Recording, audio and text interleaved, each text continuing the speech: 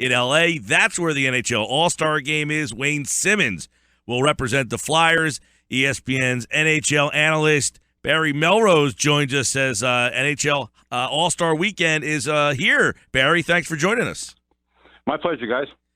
Well, we're at the All-Star break, which means we kind of analyze and go over a bunch of things here. But first, just got to, if you could, as we're at this All-Star break, give us a couple of highlights from the first half for you. Any surprises, any things that stand out for you, Barry?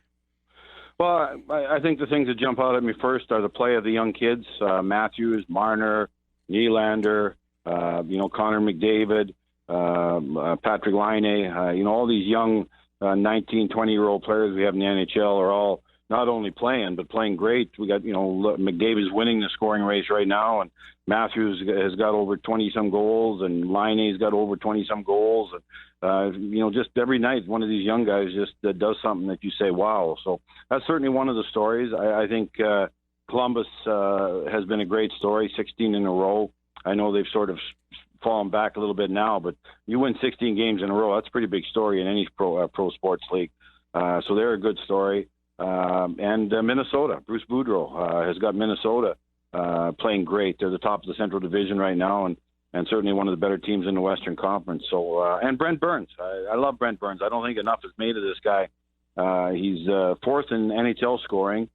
He's got 21 goals, so I think he's seventh in goals in the NHL. And this is a defenseman. This isn't a forward. This is a defenseman right now who, is taking a serious run at winning the scoring race. And everybody knows the last defenseman to win the scoring race was a guy called Bobby Orr. So Brent Burns in San Jose has been a great story also.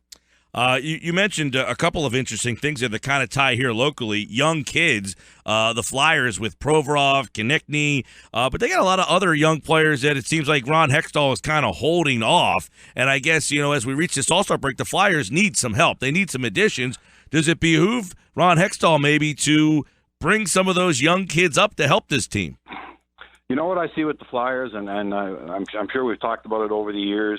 When the Flyers get good goaltending, they win. They've got good goaltending the last two games. They won the last two games. They had a 12-game winning streak. So I really think, it seems like it every year after year after year, the Flyers are a good hockey team. And if they just get good goaltending, they're a very tough team to beat. So that's sort of what I say when I talk about the Flyers. It's going to come down to their goaltending again. Mason's been good for a couple of games. They win. So if he can continue to play, they have a chance of making the playoffs. Real quick, Barry, I just turned 40 the other day, and I said my whole lifetime, I don't know that I've ever seen them with a good golie. Never. I mean, it's right on the nose. You think it's Mason. You get him from Columbus. You think everything's good. He plays good, and then he struggles. So, but I really think it's as simple as that. When that team gets okay goaltending, and it doesn't have to be unbelievable goaltending, just okay goaltending because they score a lot of goals. They're a tough team to beat. So, I think that's what we're going to be watching, the next 25, 30 games is the goaltending of the Philadelphia Flyers will dictate what happens. Barry Melrose with us. And to Mike's point, Barry, Steve Mason, that was his 94th career win with the Flyers the other night. When he shut out the Rangers, he moved to third on the all-time list. The two other names are pretty recognizable, Hextall and Perron, but that probably, to me, illustrates the lack of a Lundqvist-type goalie to come in the pipeline. There just aren't that many that have got career wins for the Flyers.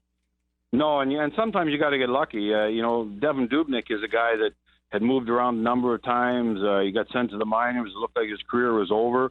He gets rejuvenated in Minnesota, and now he's one of the best goaltenders in the NHL. So, sometimes you got to get lucky and find a diamond in the rough like that.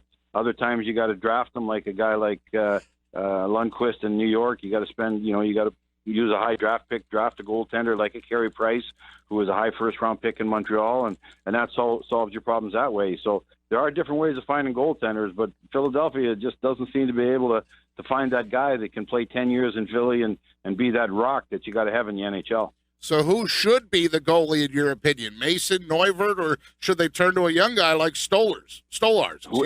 Whoever gets hot. I don't care about how much they play. You've only got 30 games left.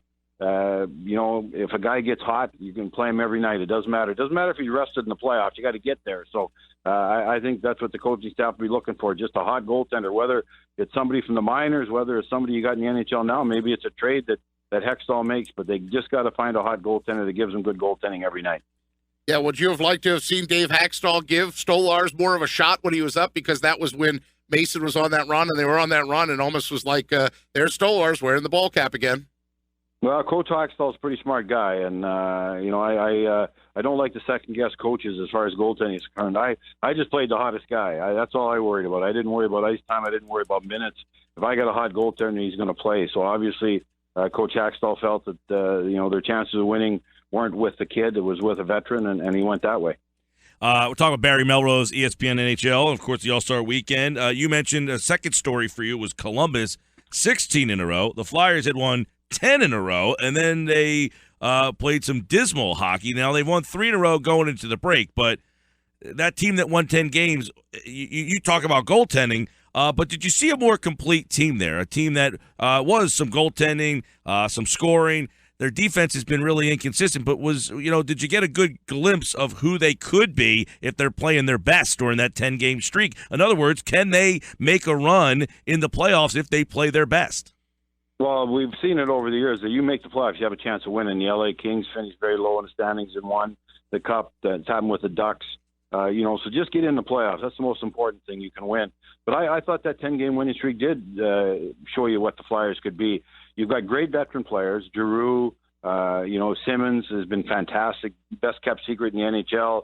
Voracek's having a bounce back year. Couturier is playing well. Shen. I'd like to see Gostisbehere sort of regain, the composure and the way he played when he was a rookie. They need that type of player to come back. But that team has everything. They're tough. They got good special teams. Their power play when that's on a roll gets rocking and moving that puck very, very well. They are a tough team to play against when things are going their way. So you win 10 games in a row in the NHL with the parity that the NHL has, you're on a good roll. So we've seen Minnesota have a long streak. We've seen Philly have a long streak. And, of course, Columbus has had a long streak.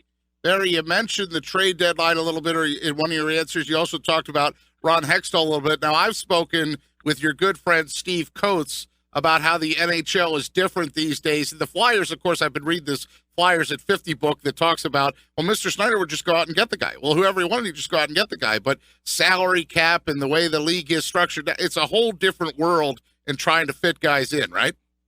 Yeah, you can't, you just can't outspend other teams. Those days are over. You have to run the cap properly. You have to, if you're going to trade somebody, teams are going to want you to bring money back. And there's not a lot of stupid GMs anymore. In the old days, Sammy Pollock was picking everyone's pocket and trading 2 over-the-hill veterans for the first pick overall, and it ended up being Guy Lafleur or, Ray Bourque ends up in Boston because of a crazy trade. Those days are over. There's no bad GMs. There's no stupid GMs. Everybody's smart. Everybody's knows who's good, who's not good, things like that. So, getting lucky, like with a Devin Dubnyk just happens once in a while. Usually you got to do your homework and make shrewd deals and maybe get some guys in the 4th and 5th round, steal them in those areas. That's how Detroit won for so many years. They find Zetterberg in the 7th round. They find Datsud in the 7th round. That's how you win, and that's how you stay relevant in the NHL during the salary cap era. And there was a coach turned GM out here that went by the nickname Keith the Thief, but we might as well bring his name up too, because I just read that book too. The Keith Allen book was fantastic. Yep, without a doubt. Philly made a ton of great deals. They got a lot of guys. Reggie Leach, they got him off the scrap heap. And you know what Reggie Leach came and did for Philadelphia during those years when they were winning the Cup. So, Barry Melrose, do you think Ron Hextall is a little too conservative? Would you say he's conservative in how he deals with GM moves? You know what? I think Ron's done a good job. You just mentioned the young kids that the Philadelphia Flyers have, and most of those are drafted by Ron. So I think Ronnie's done a good job. He knows what the team needs. He knows the goaltending's been erratic. He knows everything we just talked about. Now it's just a case of going out and doing it. The kids are coming. The kids are in the pipeline. They got good young kids down in the minors, ready a step or two away from coming up and pushing the veterans here in Philadelphia. So, Philly's close to being a good team. Like I said, when you win 10 games in a row, you're close to being a good team, and they just got to find one of those goaltenders that will get hot for the last 25 games. So, Barry, in football, you got to have that quarterback, and in the NBA, you got to have the superstars. Is it the goaltender, and you can have a mediocre bunch, or do you have to have that star, line or group of players? And if so, do the Flyers have, a line or a group of guys that are Stanley Cup level players? But yeah, the Flyers do have a group of guys. Flyers got a good group of guys, as I mentioned. Like, we mentioned Simmons. He's a 30 goal scorer, tough physical presence. Giroux, tough physical presence. Voracek, tough physical presence. Couturier goes to the front of the net. Shen goes to the front of the net. The defense now, which used to be a slow, plodding defense, is now a very quick defense. And with the age of those guys, they're only going to get better and better. So again, what kills you when you're a team like Philadelphia is, you're playing good, everything's going your way. All of a sudden, a goal goes in when it shouldn't, and instead of being up by one, it's tied going into the second period, or you're down by one, and you're playing great, and you're close to tying it up, and all of a sudden a soft goal goes in, and you're down by two. So that's what good goaltending does. It just it gives you a chance to win in the third period. And when the Philadelphia goaltending was doing that, they were winning those games in the third period. Barry Melrose. Barry, Mike and I talked earlier in the show about how when that deal was made, the Simmons deal was made, that Braden Shen was the name that got a lot of the attention. Simmons was not the name that got a lot of attention yet. Now he's an all-star. Did you see this uprise coming for Ben Simmons? Did you know this was going to happen? No, not to this extent. I think we all thought Simmons, was a good player, a guy who was going to score you 20 goals, a guy who could go to the front of the net. But now, every night he's scoring beautiful goals. He's scoring ugly goals. He's at front of the net presence on the power play. He can play any situation. So, that's one of those lucky breaks you get. You acknowledge the player you wanted in the deal, but I don't think anybody in Philadelphia thought that Simmons was going to be the player he is now. It's Wayne Simmons. Yeah, Ben Simmons is the other guy. That's one of the things I do. I got the right church, wrong pew. We're all waiting for Ben Simmons, and hopefully he plays in an All-Star game as well. It's the All-Star weekend. Barry Melrose covered it for ESPN. The schedule of events, you can check that all out. The skills competition, and then the new format, 3-on-3 tournament in Los Angeles. And the 100 greatest players. That's right. And I was going to get into the 100 greatest players. Who are some of the interesting names, Barry, that you think will be a part of that list? Well, I just was BSing with my buddy Luc Robitaille a few hours ago over at the hotel. He's going to be on that list somewhere. Obviously, I think it's a foregone conclusion that Gretzky's going to be one. Tony Esposito, my neighbor in Florida, is on that list. He's going to be here tonight for that black tie affair.